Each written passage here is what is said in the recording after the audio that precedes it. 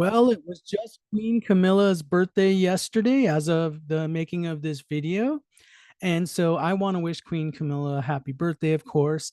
But today I wanted to do a special reading. We're going to be doing a birthday reading. What we're going to be looking at is basically the next year. So from July of 2024 to July of 2025, what kind of astrological energies can we see manifesting during this time?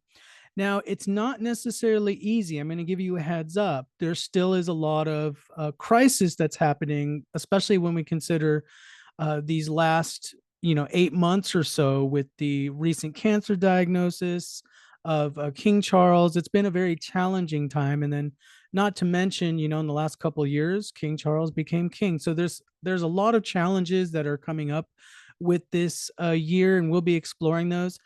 Now, in December, there's going to be a particularly difficult transit that's happening, and we'll really explore that as well. So, for those of you that are interested, keep watching this video. For those of you that are new to my channel, make sure you like and subscribe. Thank you to all my new patrons. We're almost at 5,000 subscribers, so that's really exciting. I practice Vedic sidereal astrology, which is the astrology from ancient India. You may notice the charts look different. And then also, I do talk about things like mahadashas and antardashas, which is very specific to Vedic astrology. It's a little different than Western tropical astrology. If you're interested in a private reading, check for details down below. You can book readings on Calendly or even request a pre recorded audio reading by emailing me. Now, I want you to all to know that this astrological reading is for entertainment purposes only. All these statements about Queen Camilla is my interpretation of the astrological chart. So these are more speculation as to the astrological energies. So let's go ahead and take a look at Queen Camilla's chart really fast for those of you that are new to this. This is what a Vedic astrology chart looks like. Queen Camilla in Vedic astrology is a Cancer ascendant, first of all. Moon is in the 12th house of Gemini over here. So, Cancer people tend to be very sensitive, ruled by their feelings. But, she's also got Saturn in the first house as well, which gives her, makes her very duty bound. And we'll be exploring some of that. She's in a Saturn period, so it's really a feeling of being duty bound right now. But let's talk about the next year, because these are just kind of general indications. Let me clean up the chart, and we'll go to the slideshow for a second. Let me switch the slides here.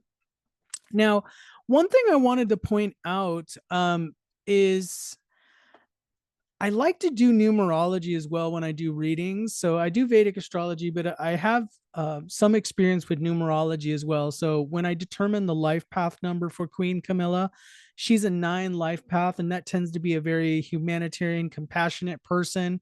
And I think those of you that have watched Queen Camilla, definitely you feel that she has a deep concern for the well-being of people. She seems very sensitive, along with being a Cancer ascendant, very sensitive, very empathic. And that's basically her life purpose, according to numerology, is to have a positive impact on humanity and on society. So using this role as being queen to really advance humanity as a whole. Now, when I calculated the personal year number, you can be any of, between the numbers 1 through 9, what your year is. She's in a 5 personal year in when we think of from July 2024 to July 2025. And 5 personal years are huge for when it comes to changes. It usually means there's a lot of changes that are going to be happening. So there's a lot of freedom, adventure. It's very dynamic. There's a lot of exploration and new experiences. So, like a lot of times when people are going through a 5 personal year, there's some sort of big change that's happening. They'll either move, there'll be a new position that they're given. So, likely with Queen Camilla, maybe we'll see some more responsibilities. Maybe we'll see some, more public showings. And, maybe she's going to be making more appearances internationally even, so that could even be part of it as well with this 5 year.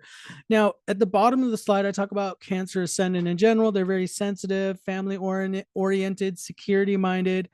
they're very protective of their family, in fact. So and intuitive, especially for Queen Camilla. She has her moon in the 12th house, which moon is the ruling planet for Cancer ascendant. And so when moon is in the 12th house, first of all, it's in Gemini, so it can make her very witty and charming, but also private, intuitive. And I do feel like she's got some, you know, even if she doesn't realize it, she's got some intuitive, like kind of clairvoyant abilities. A lot of people, when they grow up with this kind of perception, they think it's kind of normal. They don't see it as some extra sensory sort of a thing. They don't realize that not everybody has this kind of intuitive way of reading a room. So let's go ahead and talk about the mahadasha that Queen Camilla's in right now. She's in something called a mahadasha of Venus, which is a very long period. Now we're just focusing on the year, okay? So we won't talk about when Venus started and when it's going to end. We're just talking about between July 2024 and July 2025.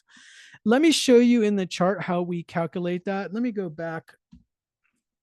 Let's go ahead and pull up the chart for a second.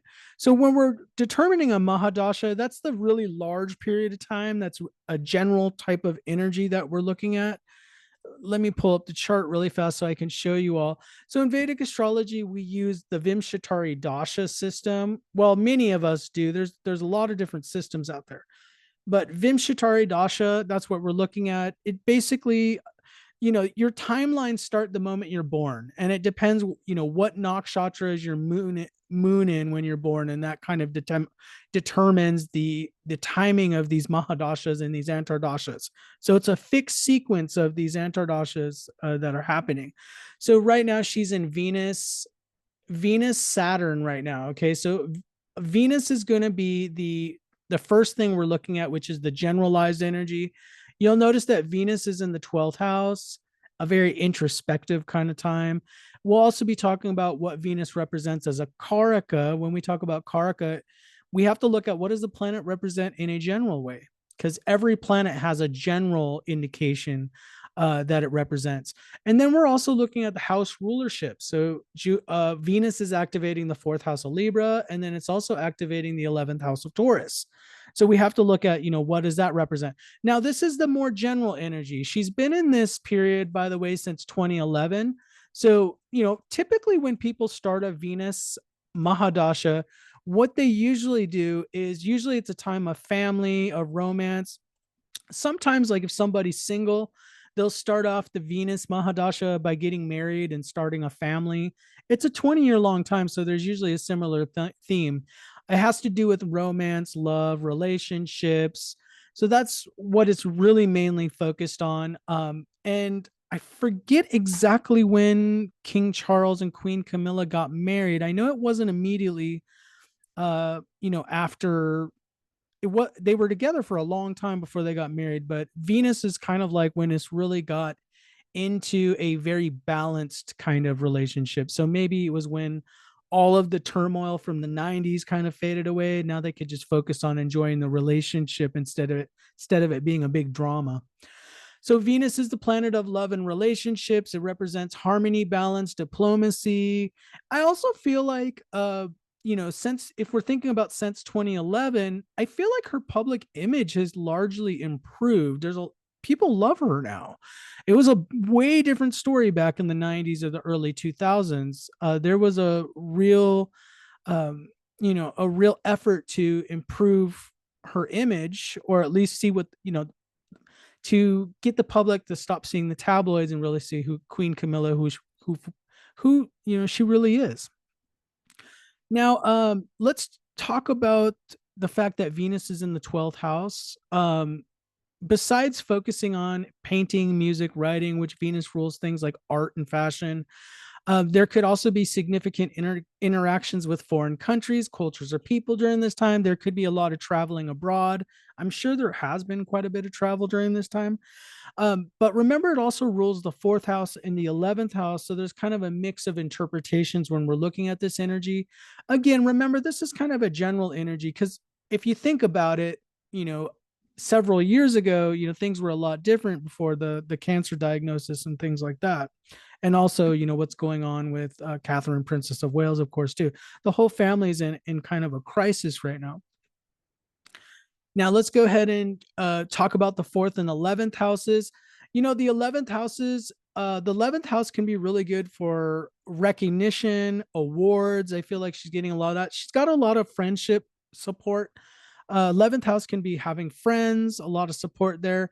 But remember, it's in the 12th house. So we talk about there's a balance here with Venus being a very worldly planet, because I'm sure she goes to a lot of state functions and things like that.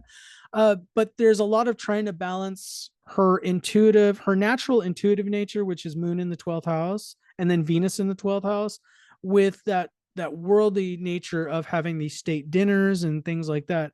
So, for example, the interpretation can lead to secluded enjoyments, finding pleasure and comfort in solitude or retreat. That's going to be definitely important for her to recharge her batteries. Charity and social causes is also another benefit of Venus in the 12th house, but it can feel like you're giving a lot of energy, you're giving of yourself in these types. So we're likely going to see this continuing for the next year. Home away from home, creating a sense of home and comfort in foreign or secluded places. They do stay at different estates right now, especially um, with what's going on. There's a lot of privacy that's happening right now, with the cancer diagnosis of her husband and whatnot, and that would be 12th house, so Venus in the 12th house. But we're going to talk about the antardasha, which is Saturn, because this is a really generalized energy. So it's kind of like, okay, we're generally happy in marriage, we're generally happy with life, but then Saturn came in and Saturn came online, and Saturn is the very serious karma that's still going to be in play for the whole next year. Okay, so let's talk about that Saturn antardasha. Let me show you in the chart where Saturn is. We'll talk about that for a moment. So Saturn antardasha, that's the sub period. Usually antardashas can last anywhere from 6 months to 3 years on average. And it's the more focused, acute energy when we're looking at an astrology chart. So the antardasha is, I feel like it's almost more important to look at as far as like timing of events and what's happening in your life than even the mahadasha, even though the mahadasha is still very relevant because it's giving you kind of like the overall themes of what's going on. So if you notice, she's in Saturn. Now, Saturn, it's going to be for the whole year. It started in July of 2023, and it's going to be ending all the way in September of 2026. But for the purposes of this reading, she's going to be in Saturn this whole time from July to July here. Saturn, it's in the first house. It's affecting the body. So health could be definitely a focus during this year. She's got to be really careful about stress. Saturn is the karaka of old age, for example. She's got to be careful about that. Having too many responsibilities, too many duties might really be very draining. Then we got to look at, of course, Saturn is aspecting different houses as well. So, for example, Saturn's aspecting the third house, it's aspecting the seventh house, and it's aspecting the 10th house. So, there's a lot of leadership responsibilities. There's a lot of like social engagements, media, things like that.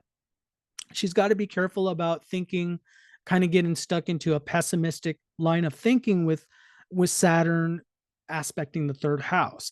Now, the seventh house aspect right here, we could definitely say, yeah, there's a focus on marriage right now. Of course, she married somebody who became king very recently. There's a lot of family turmoil going on, and then also there's the health issues with the spouse. So definitely there's a focus on the spouse, and there could be a lot of stress created with Saturn aspecting the seventh house. But Saturn, when it's aspecting the seventh house, shows a lot of loyalty towards the spouse. So I need to bring that up. And then there's a lot of focus on duty because Saturn is aspecting the 10th house. So career responsibilities. Now, I know this isn't really technically a career, but 10th house represents public visibility. Like, what do people see you as? And so there's this sense of responsibility and dignity that comes with the office, being part of the royal family. Let's talk about Saturn for just a moment. And I know this picture is kind of, or my image is blocking a little bit, but Saturn represents karmic lessons, obstacles, challenges, old age, patience, represents restriction and limitation. It reminds us that we're very mortal. loneliness and solitude, justice and fairness, fear and anxiety. So this is definitely a time of not feeling 100%, not necessarily sure about everything that's going on. As far as, and maybe somebody can remind me down below, even though we know King Charles, he got the cancer diagnosis, he got the treatment, we don't have, if I'm right, we don't still have exactly specifics on, like, I think they're saying the treatment is generally going well, but we don't know like all the little details and specifics. But there's definitely a strong sense of worry this year, for the whole year, with Saturn being the ruling planet for this period. There's definitely still a lot of anxiety and stress about what's going on. It's in the first house, like we said, so there's self-discipline, responsibility. I am worried about her own physical health because Saturn is in the first house. So this could all be very wearing on her during this period of time. So the queen's got to be very careful. It rules the seventh house and it rules the eighth house for Cancer ascendant. So I showed you the planetary aspects, but also we need to look at the rulership of Saturn. So the rulership of the seventh house, and it's interesting, and it aspects the seventh house. It makes it really important of a focus. Is going to show that the marriage is definitely in focus. So this time period is like a lot of anxiety about the spouse. There's a focus on commitment, duty. Remember, seventh house represents 10th from 10th, which can be all about duty and trying to do what's right, sort of thing. There's a lot of challenges and tests that come with the relationship. It's one thing, and I just wanted to talk about this for a moment, but it's one thing to, be in love with somebody and have this nice relationship where everything's going smoothly. That's really easy to have a relationship like that. But the real test comes when there's a significant life challenge within a marriage. So if you think about it, like a major health crisis, a financial crisis, that's really when a marriage gets tested. And right now, that's what it's going through right now with Saturn aspecting the seventh house and activating the seventh house. This is very challenging on the relationship. There's this, it can bring a lot of stress in the relationship. There's this focus on this health crisis that's happening. I still feel like it's still a significant challenge this year because of the seventh house being activated. It's not necessarily an enjoyable period. It's at least during this Saturn period that goes till 2026. And remember, Saturn, it not only rules the seventh house over here, but it also rules the eighth house over here.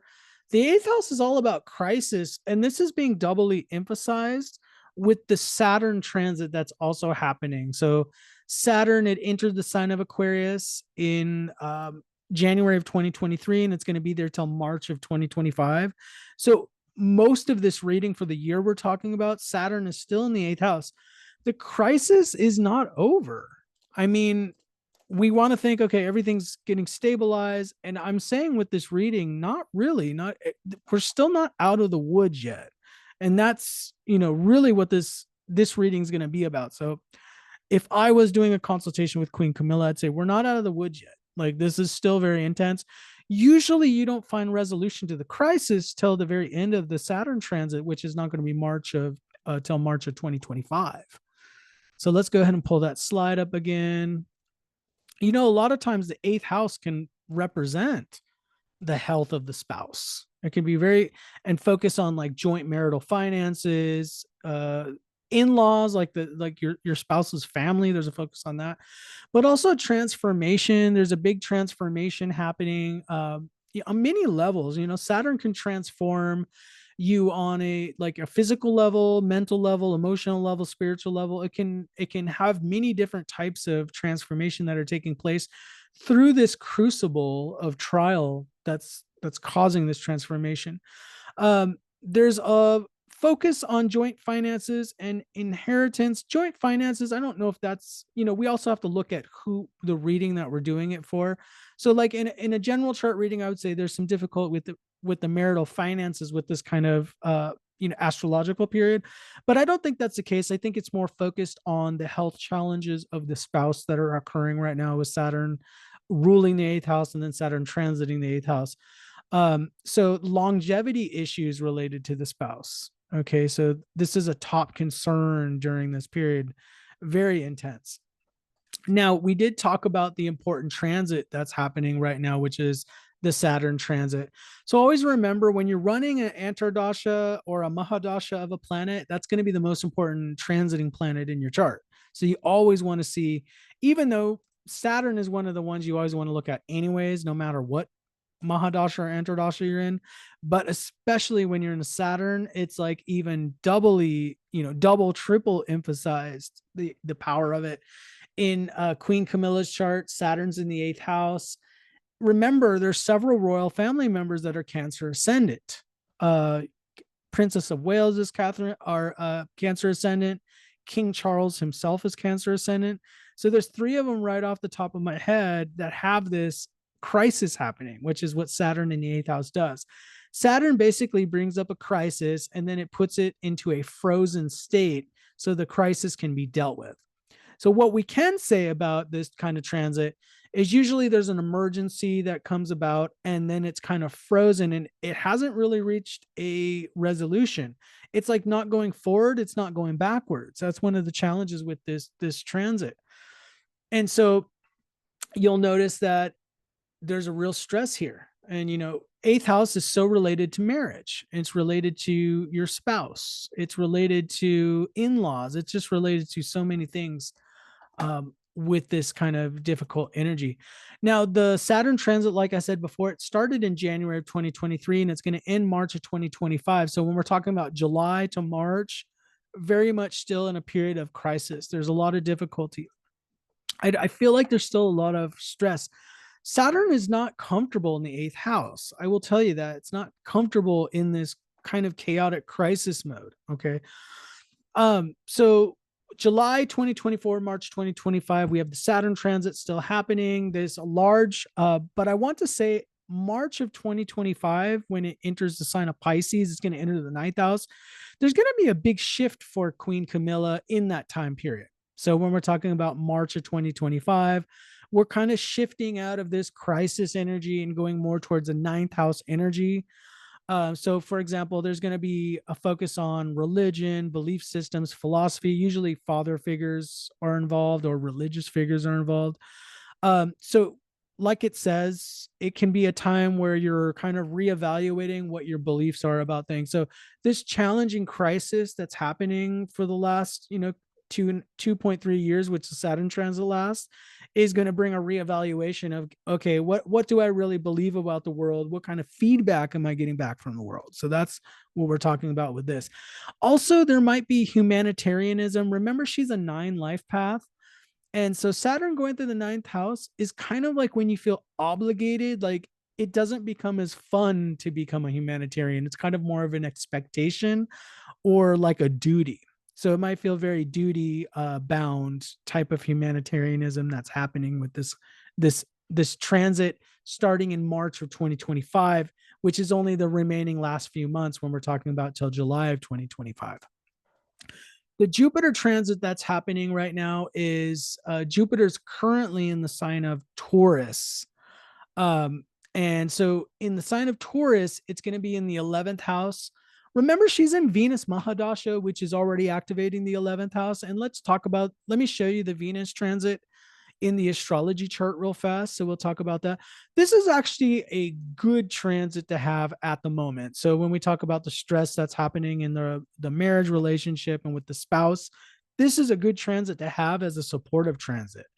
So we have Jupiter, and I'm just going to try to draw Jupiter. It's in the 11th house. It's heading that way, when we're looking at a South Indian astrology chart.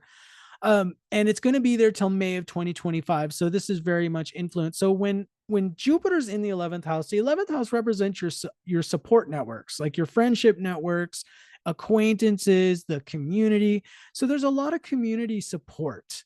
I don't think there's anybody that's like not supporting her in this situation, unless it's just people that they don't like the royal family for some reason.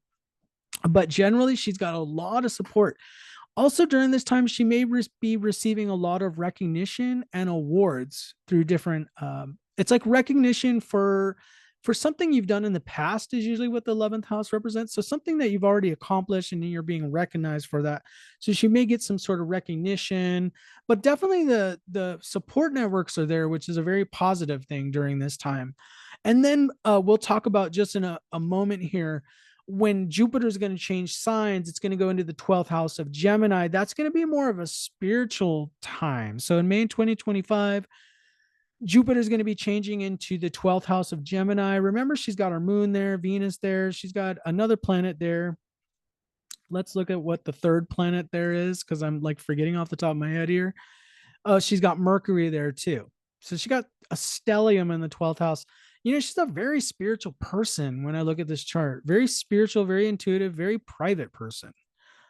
Somebody that probably finds it difficult to be, you know, in the royal family when you got this many planets, especially moon in the 12th house, is somebody that doesn't like to necessarily share all their private details.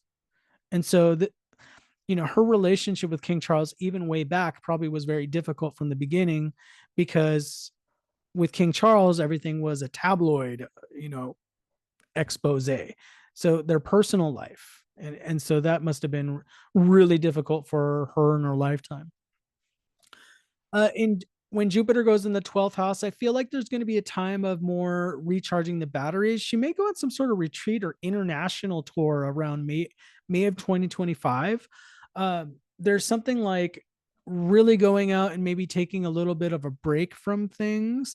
Now she might not be taking an official break, like stepping away from her royal duties, but however they phrase it, whether she's just staying at Balmoral or at some estate for a while, there's some sort of recharging that's happening after this crisis. I noticed that it happens 2 months after March 2025 when Saturn finally leaves the eighth house. So I feel like there's like a much needed break that's happening in May of 2025. But like I said, from now until that time, still feel like there's a lot of anxiety, there's a lot of pressure on public duties, and also in her mind, because Saturn is our own personal sense of obligation. So she has a personal sense of obligation to her spouse. Okay. So she's feeling really, like it's putting a lot of pressure. Let's talk about the Rahu Ketu transit. Let me show you the chart on that one. Rahu Ketu transit's always important to look at too, because the Rahu Ketu transit is our karmic nodes. So with Queen Camilla, Rahu is in the 9th house of Pisces right now, and then Ketu is in the 3rd house of Virgo. So 9th house can be, again, there could be a focus on philosophical questions, religion, travel right now. And I feel like this energy isn't as strong with the Saturn period that she's in right now, but it's a general kind of period. It is going through the 6th house of the Navamsa right here. So, and then 10th house here. So there is still a lot of like leadership or duties, but there's a lot of philosophical study that's happening right now. And let me show you. And basically the eclipses, just so you all know, so like the eclipses we had last March and April, and then upcoming September and October, they're going to be happening on this 9-3 axis. So that's important to remember. So that's affecting till May of 2025 as well. Isn't that interesting? The Jupiter transit changes signs in May of 2025, and then Rahu and Ketu change signs in May of 2025 as well. That's one of the important nexus points. We haven't talked about December of 2024 yet. We're going to get there. That's going to be the last thing we talk about, because that's the really pressing energy that I see that's going to be a very difficult challenge coming in December of 2024. But there's definitely a huge shift happening in May of 2025. Okay. I see it. But I do feel, because Rahu and Ketu, Rahu's entering the 8th house. Again, I don't feel like it's completely a peaceful transition, because Rahu in 8th house can still bring issues to the spouse. That was one of the down things I was looking at in the chart. So I was like, okay, this still could be kind of negative. When Rahu's going over a house in your chart or a planet that represents like a family member, it can be a time of like bad omens for that individual. So you have to be very careful, because Rahu's considered a malefic planet. Let's go ahead and put up the slides again. So the 9-3 axis usually is like the ninth house is the Dharma house, just so you know, religious ceremonies. She's definitely going to those. You know, when we think about the different royal events, Church of England, ninth house is like when you have some really, you know, traditional ceremony, like a coronation would be the ninth house. Okay. Uh, International travel is the ninth house as well. So also a focus on philosophical higher education, academic interest. You know, I do feel like with the planets in the 12th house can represent research. So she might be somebody that likes to read a lot, even though um, I don't recall her saying anything about that, but she might be somebody that's well read in a lot of ways. In May of 2025, Rahu and Ketu are going to change signs from Pisces, Virgo to Aquarius and Leo, and that's going to be the 8-2 axis. So I'm still worried about the spouse during this time because Rahu could bring some challenges because Rahu is considered malefic. And definitely drama within the in-laws family as well. So they're, let me tell you, the royal family, like the stuff we're hearing about the royal family, is not going to end. I feel like it's just going to be an ongoing thing. There's also with Rahu in the eighth house, and I do feel like this fits in with Jupiter changing signs in May as well. And then the end of this crisis, eighth house can also represent revitalization. So, like a revitalization after a period of crisis as well. So, I do want to point that out as well. There's several different interpretations there. Now, let's talk about the December event that's going to happen. And this is affecting a lot of people, especially if you have a personal planet on this degree. You know, you gotta be careful during this time. So in December, that's when we're going to have Mars go retrograde. So Mars is going to be going through the sign of Cancer. It's going to be slowing down. It's going to be there for quite a long time. And then around December 5th, Mars is going to station at about 11 degrees of Cancer, and it's just going to sit there for a while, for several days. And then it's just going to slowly, so whatever point it's hitting at that station point is going to be a very intense energy during that time. Let me pull up Queen Camilla's chart because when I saw this, I was actually quite surprised of how intense this is going to be affecting Queen Camilla. So if you look, she's Cancer ascendant, it's going through the first house, and her ascendant is at 11 degrees. Well, this is right where Mars is going to be when it stops. When it stops and it goes retrograde, it's going to be happening right on top of Queen Camilla's ascendant. Whenever you have a planet go station like that, it gets, 2 to 3 times more powerful than it does. It like intensifies so much. And what is Mars aspecting? So Mars is going to be afflicting the first house. She's got to be careful about her health this time. Okay. So health wise, got to be careful. It's aspecting the seventh house. Again, pointing that there could be some challenges for the spouse. Now, it doesn't mean that she's having challenges with her spouse. It could be, but it also can just represent challenges for the spouse. It's going to be aspecting the eighth house, and it's going to be aspecting the fourth house. So we're talking about domestic concerns with the fourth house, the spouse, and then the eighth house again is like spouse, joint, usually joint finances, but it can afflict the house of the spouse because the eighth house is the second house from the seventh house. So it can represent. So there's definitely, this is a huge trigger point on this day. So December is going to be an intense time for Queen Camilla. This is, I feel like when I look at it, I feel like this is the most intense month from, when we're looking at the year from birthday to birthday. This is going to be the most challenging time. And remember, when this thing happens, when this Mars stationing happens right over her ascendant, she still has, at that moment, she still has Saturn in the eighth house. So she's still in this emergency or crisis that we talked about. So it's definitely not over. Remember, that's not over till March 29th of 2025. Still not out of the woods yet. So, and a lot of times with the Saturn transit, it brings up some like final challenge that is going to be like the final test or final challenge of what's happening. So that's a really difficult transit there.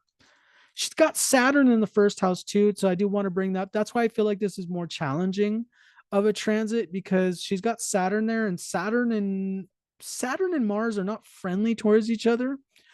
And so, she wants this stability with Saturn in the first house. She wants stability, but Mars is bringing like no stability when it's going right over the ascendant like that and stationing.